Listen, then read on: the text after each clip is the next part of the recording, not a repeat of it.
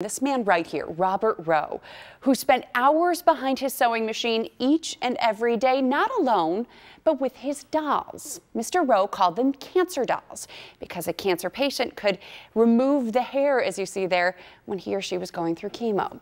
A cancer survivor himself, Mr. Rowe handed out hundreds, maybe even thousands of dolls over the years, trying to bring comfort and hope with each one. Sadly, Mr. Rowe passed away in March, but that is not where his story ends. It's where another chapter is just beginning. This is the final stitch.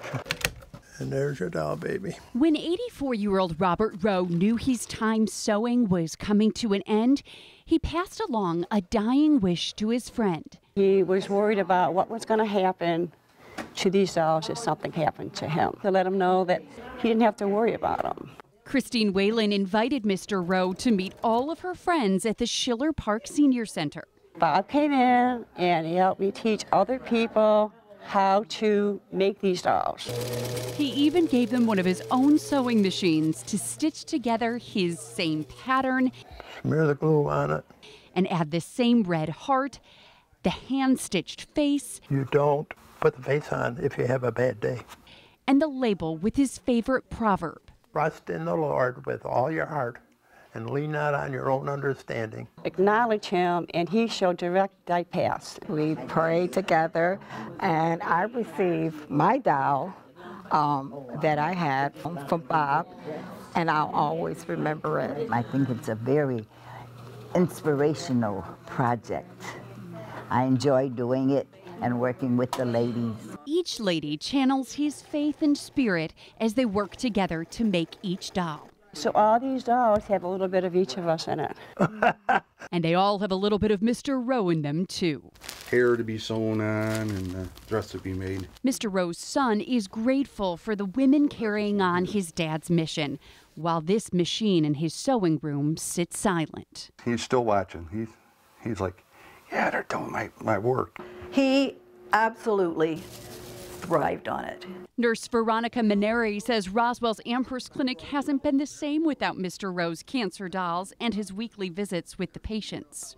He loved to tell his story and relate that to what they were going through. She promised him there would always be a place on the counter for his dolls, and the women from Schiller Park are sending their next batch right here.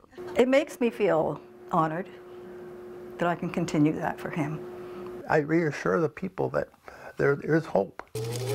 That hope will live on as these women stitch together Mr. Rowe's dolls and his legacy. They come from love, they come from Bob. And so we will just continue to have his spirit, just carry on with the dolls. I hope we're doing Bob proud, that, you know, we can keep this going for him. They are certainly making him proud, I'm sure.